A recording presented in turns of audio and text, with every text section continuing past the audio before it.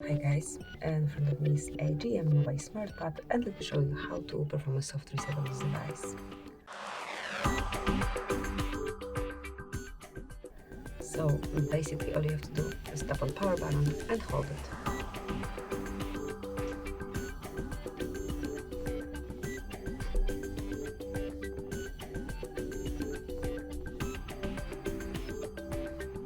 Once you see AGM Mobile logo, you can remove finger from power button and wait till your tablet is rebooted.